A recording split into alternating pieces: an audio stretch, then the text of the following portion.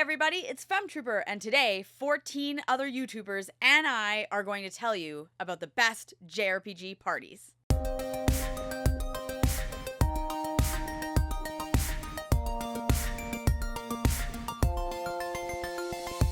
So I am here with another collab. I am super thrilled about this. I'm so excited. I love a good JRPG party. I absolutely love it. There's nothing like having an amazing team of characters come together to save the world or whatever it is that's going on in your game. It is the best. So let's just get right to this. Of course, before we start, please make sure to subscribe if you're not. Check out everybody else's channels and subscribe to them. Click like on this video and tell me and everybody else here, what are your favorite JRPG parties?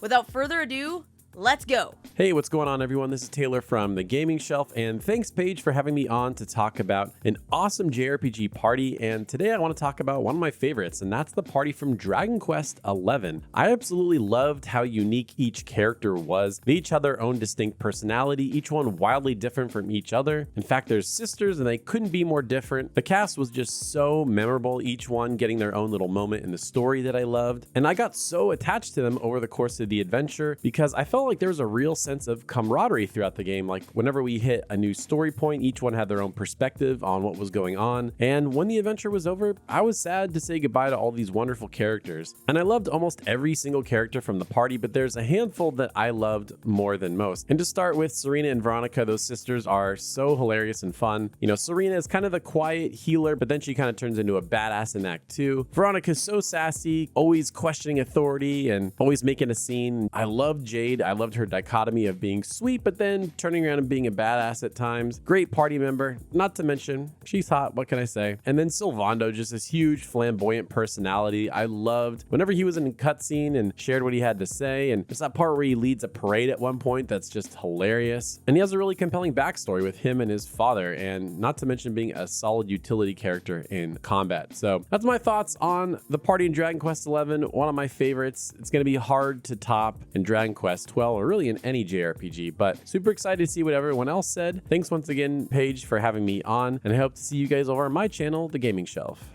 Dookie03 here, and when Femtrooper asked me to be a part of this video, I was so honored, and then immediately felt the ultimate challenge of trying to choose between two of my favorite JRPG parties of all time. Growing up as a kid, I loved Dragon Warrior 4, also known as Dragon Quest 4. It was one of my favorite games of all time for years and years and years, and it wasn't until about 2018 when I played Dragon Quest 11 where that kind of became my favorite game of all time, and still is to this day. When it comes to like my favorite JRPG party of all time, it is so hard for me to choose between the party from Dragon Quest IV and Dragon Quest XI, but I had to kind of give in to nostalgia this time in order to decide the tiebreaker and give it to Dragon Quest IV. So Dragon Quest IV, if you've never played, is actually broken down into 5 different chapters, and each chapter focuses on a character or a couple characters and their story. This game does an excellent job of getting you involved in the lives of each individual character in the game, starting of course with Ragnar McRyan, who's trying to rescue a bunch of missing kids, and then you move on to Alina, who is like one of my favorite characters of all time. Absolutely love Alina so much. Her dad locks her in a room because she wants to become the world martial arts champion in Endor. So she punches a hole through the wall, makes her great escape, and is joined, of course, by her friend Kyril and Boria as they set off towards Endor to fight in the martial arts tournament. And then, of course, you've got Maya and Mina, the two sisters who are trying to avenge the death of their father. And last but not least, you've got, like, possibly my favorite character of all time in Torneko Daloon. Torneko's chapter is like a big twist on the whole JRPG genre, especially at the time when this game came out. Instead of playing as an adventurer or warrior or something like that, Torneko is just trying to make ends meet. He's one of the most lovable characters of all time. So anyways, the party from Dragon Quest IV is my pick as my top JRPG party of all time. Thanks again, Femtrooper, for having me. I am Dookie03, and I hope someday to see you on my channel as well. Oh, John aka Chickenfillets here, and thank you to Femtrooper for having me on to discuss the best JRPG parties. Now, as you can see, I'm playing with my Buster Sword. But I'm not going to be talking about Final Fantasy VII. No. This was all a ruse. Anyway, the JRPG party I wanted to discuss with you today is the SSS, featuring Lloyd Bannings, Randy, Ellie, and Tio. And I'm glad I'm saying Tio because I recorded this before and I kept saying Tia, kept saying her name wrong. That's not much use when talking about your favourite JRPG parties, is it? But I'm mainly focusing on the title Trails from Zero, because this is where we're first introduced to the SSS. Now, the SSS are a police support team within the city of Crossbell, which this game is set in. Another great feature of this team is, well, it's a smaller party. Now, if you've played the Trails series, you'll understand when I say this. The further down the line you get of Trails series, the more it becomes the Avengers, because everyone from every game, which is the Trails series, will be in that game somewhere, somehow. I felt that the way that this team gelled together with their strengths, their weaknesses, really made Trails from Zero a special game. Lloyd Bannings could be, and in my eyes is, the poster child of the Trails series. I think Lloyd Bannings is that good when it comes to protagonists. Having a supporting cast, the likes of Randy, likes of Ellie and Tio, they're all fantastic, again, with all their individual strengths and weaknesses. But it's not really all that tropey either, which is a big plus sign for me. Trails from Zero is the first game within the Crossbell duology. I had an absolute blast with it, and if you've not played the Trails series yet and you want to find a place to start, you can always start there. There's nothing wrong with starting there. I would play Zero first before Azure, because, you know, it would make more sense doing that. But yes, Tio.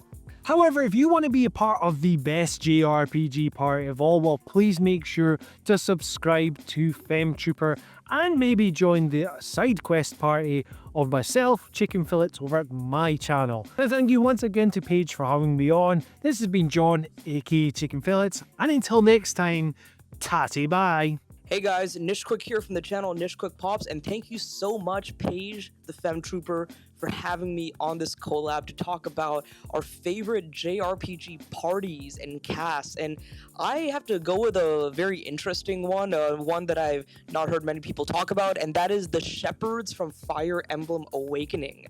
And the Shepherds are Crom's band of Elysian warriors, knights, mages, all these different classes and all these different kinds of characters, very colorful personalities all coming together to help Crom fight against many different evil threats that he might find within the world of Fire Emblem Awakening. The Shepherds always have Crom's back, and what I love the most about the Shepherds is their support conversations that you can have with them. I always like pairing up the most different kinds of characters together to see the interesting conversations that they're going to have. Like you have a really shy character like Olivia paired with a really boisterous character like a Vake, or another one like a really edgy and really like depressed sort of character like Long Ku.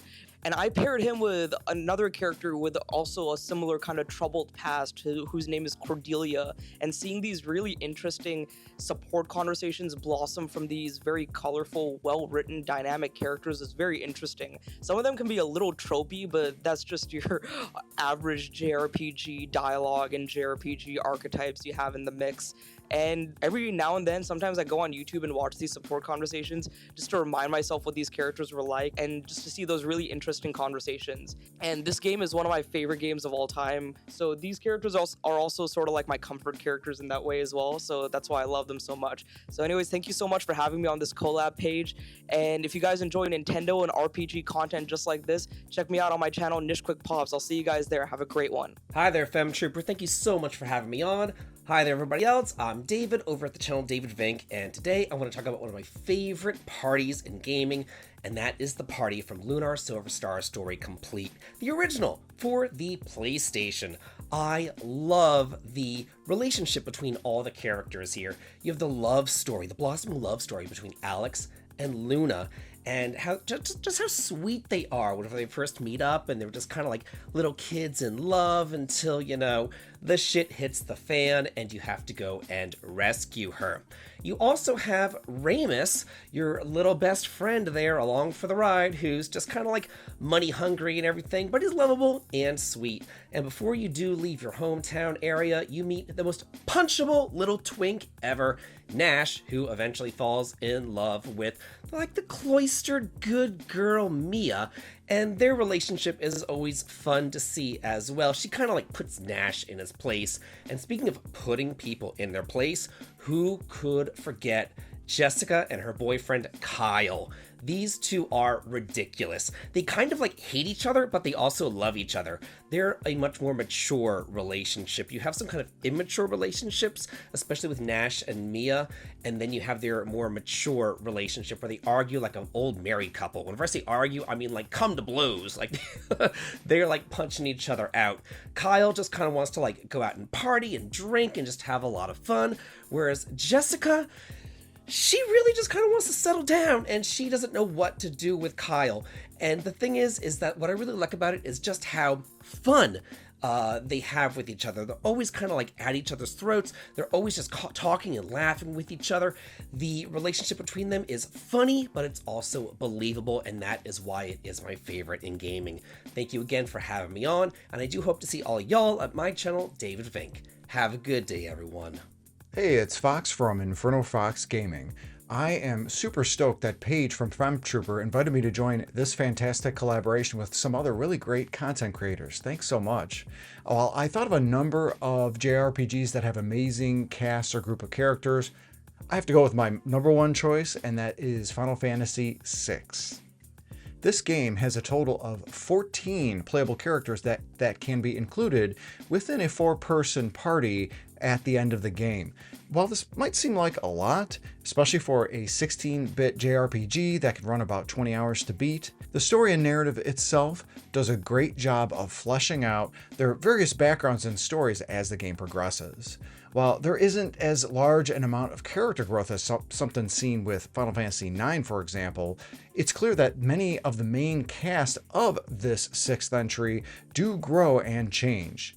Terra, for example, seen as the game's protagonist, goes from being a mysterious amnesiac struggling to understand why she has magical powers to seeing these powers as a gift for protecting those she loves.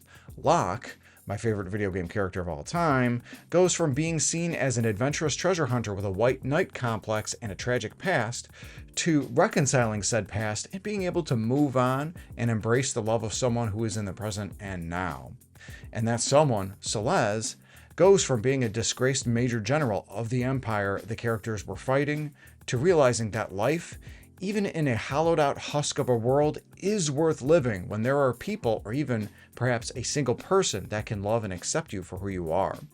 Not only are their stories compelling, but each of these characters, along with the mechanics of this entry's battle system itself, make them a ton of fun to play. It's really fun, for example, to see Edgar pull out a chainsaw and a hockey mask to insta-kill enemies. It's also fun to see Locke go full Super Saiyan by equipping a Valiant Knife and Atma weapon via a Genji Glove and Master Scroll and just shred monsters to bits. It's for these reasons why I love this cast of characters from Final Fantasy VI. Thanks again, Paige, for allowing me to join this really fantastic collaboration. If you like RPG content, as well as retro gaming and Nintendo stuffs, come join me here on YouTube at Inferno Fox Gaming. Hey friends, I'm Brandon from JustTheGems. Thank you so much, Paige, for having me on. If we're talking about best parties in a JRPG, I have to talk about Final Fantasy 15. The biggest reason it's one of my favorites is because of its party. Noctis is a prince with a whole bunch of heavy expectations weighing him down, far too much for anyone to carry alone. But Noctis has his retainers with him, and fortunately, they're also his best friends. Prompto is the goofy one, Ignis is the serious one, and Gladio is, well, he's the big meathead with a heart. Final Fantasy 15 is a story about 4 bros supporting each other through hard times. And in case you weren't sure about the theme of this story, the game opens up with a nice rendition of the song Lean On Me, just to drive the point home. The dynamic between these guys is just incredible. Their banter feels so real, at least to me, as a dude with similar kinds of friends. I found it so easy to relate to Noctis, and that was made possible by the cast that surrounded him. Running around the world or driving around in their just absolutely sick car, you're treated to ongoing conversations that build the world and strengthen your bonds. stopping to camp for the night, you watch the guys sitting around the campfire, eating dinner, looking at the pictures Prompto had taken throughout the day. In combat, your friends cooperate and sometimes join you for dual attacks with no prompting from you. They're just always looking out for each other, so when they see an opportunity to help, they take it. The fact that they're so reliable is good too, because at least in the original release of the game, you had no direct control over anyone but Noctis. This meant you really did have to trust that they would do what needed to be done. Look, if I can be blunt, there aren't enough good representations of healthy male friendships in media. There just aren't. These are the sort of guys that run the entire spectrum of masculinity, the sorts of guys popular culture would tell you shouldn't even get along, much less become friends. But they don't let their differences divide them. Final Fantasy 15 is basically friendship the game, and I honestly just feel good whenever I think back to my time with it. Let me encourage you to give it a try. It's a fantastic game, even better now than it was at launch, and it's very worth your time.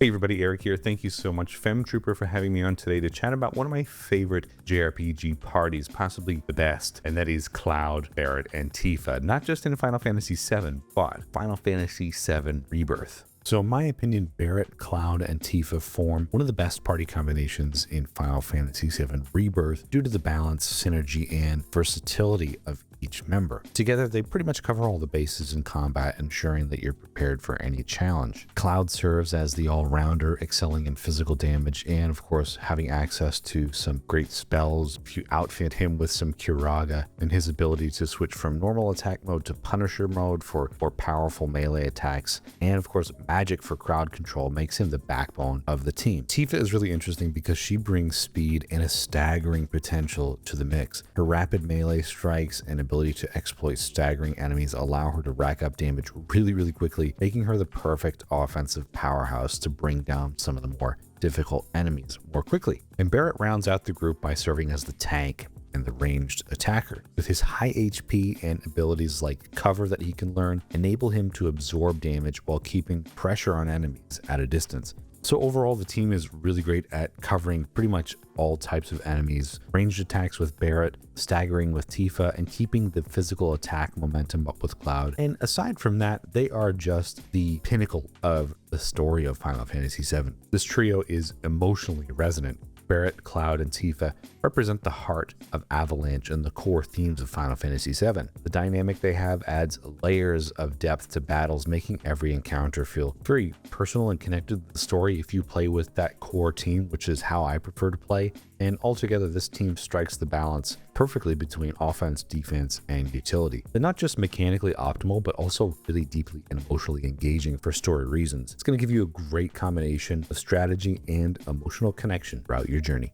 So that's my favorite JRPG party, and I'm sticking to it. Thank you so much, Femtrooper, for having me on today. I hope to see you guys over on my channel as well. On to the next one.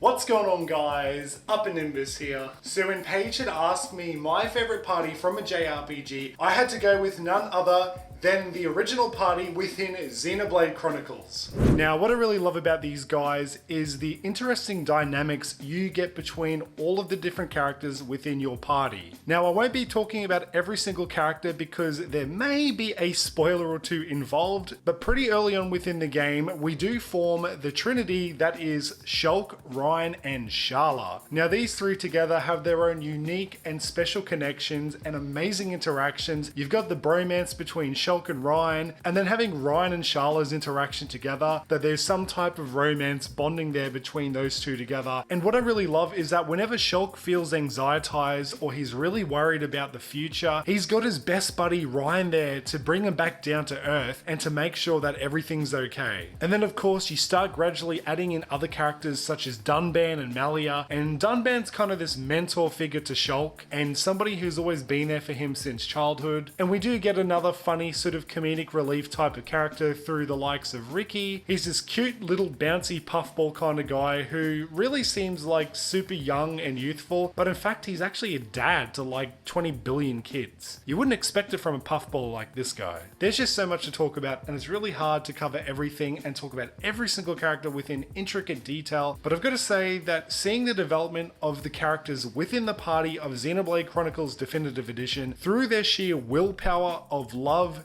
kindness, affection, and friendship, they grow ever so stronger and propel forward into the future and beyond. The writing of these characters is just utterly fantastic, and that's what I just love about them so much.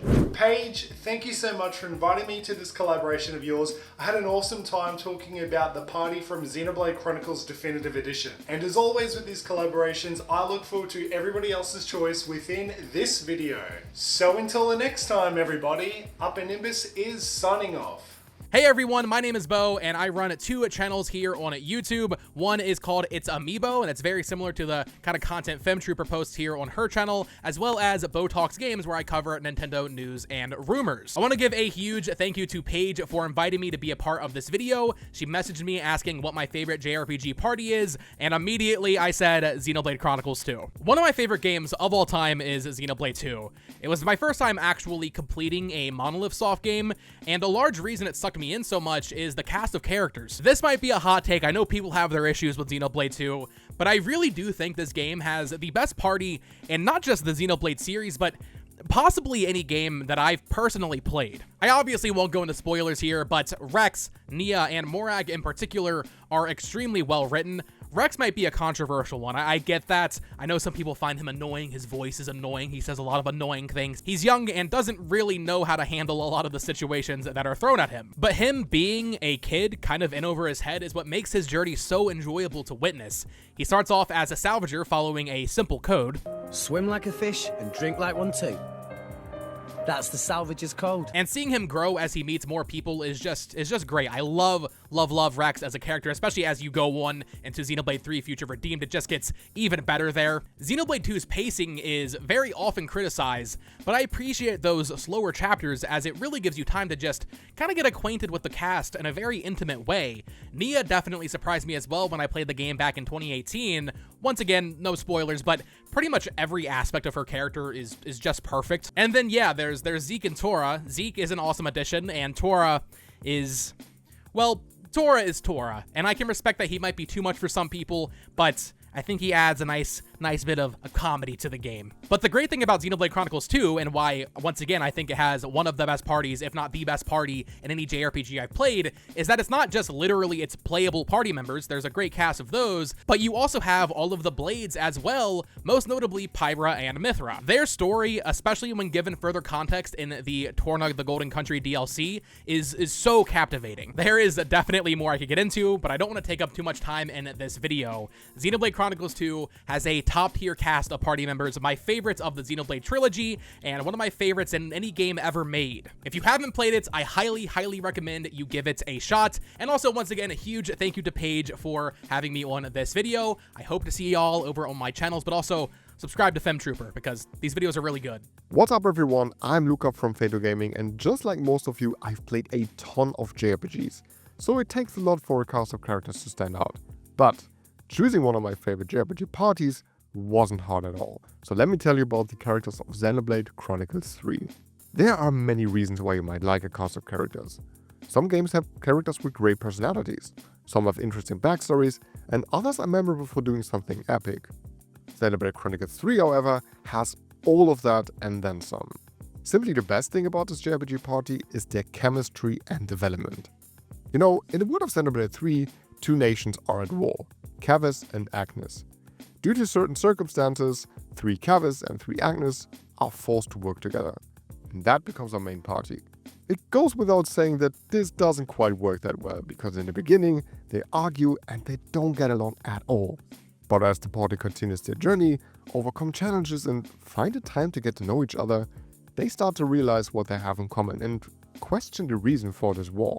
No worries, I won't spoil anything here, but seeing these 6 characters develop relationships is so fantastic.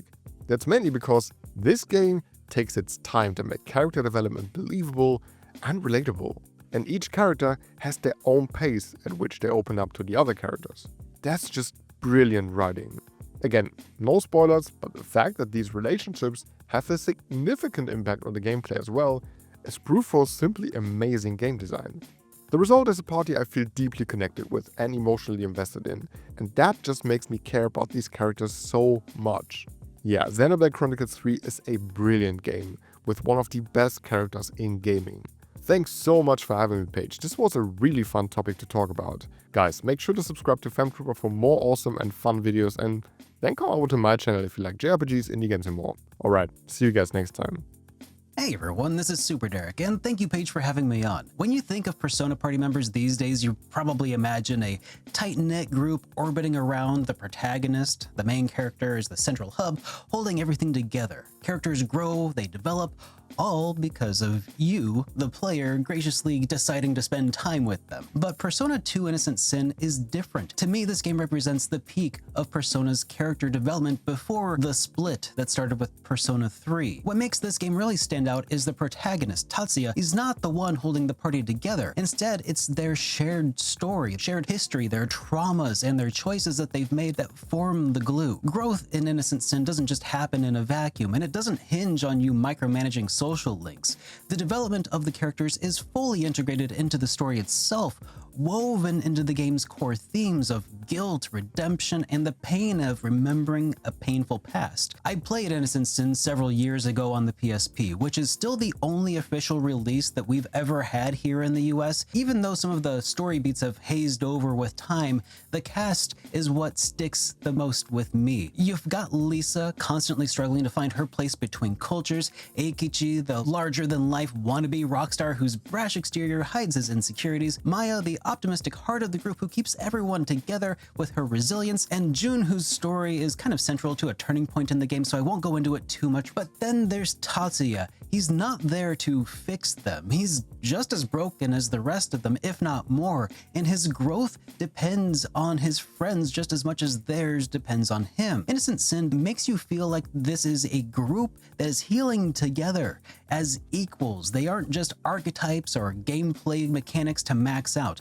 They're the heart and soul of the story, and by the end, their triumphs and their losses feel earned, not just handed to you for checking the right boxes. And that's why, even now, I still consider Persona 2 Innocent Sin one of the best JRPG parties of all time. Hey everyone, retrobrandon here, and there's really only one answer to this question of the best JRPG party. Sorry everyone, but it's Persona 4 Golden. I mean, come on, it's Persona, but Persona 4 Golden. And this game, in my humble opinion, is the best cast. And in fact, I'd say that while Persona 5 Royal is definitely the best game in the series mechanically, I still hold Persona 4 Golden as my favorite in the series, and that is precisely because the cast is so good. These characters are in this cozy Japanese town called Inaba, and they get thrown into this crazy murder mystery where people just keep disappearing. They discover this midnight channel on the TV, and it shows the next victims, and they start showing up as well. And in a crazy twist, they get pulled into this TV and have to face themselves. And this is what makes the cast so good, because facing themselves creates some of the most in-depth, human-focused storytelling in the series. By having to face themselves together, their darkest fears, their tendencies are all exposed to the rest of the party members, making for some very real interactions where they have to grapple with things that no typical teenager in real life would have the courage to face. And as they ask the hard questions and grapple with their identity, they slowly chip away at the mystery and forge these incredible bonds together. All the modern Persona games, starting with 3, have these social links, but the entire context of this game makes for some of the most meaningful social links and bonds, even with characters not directly in the party. Most notably, Dojima and Nanako, the main character's uncle and cute little cousin. Their interactions with the party make for this family dynamic as they all come together, and the best part about it is the more you grow those social bonds and links, the better you are in the dungeons. Again, that's classic Persona at this point, but because it's such a strong cast, it makes it even better. This is one of those few games that I beat and immediately jumped back into it again for the New Game Plus. To be fair, it was my first Persona game and I had no idea what to expect. But when this game was over, it felt like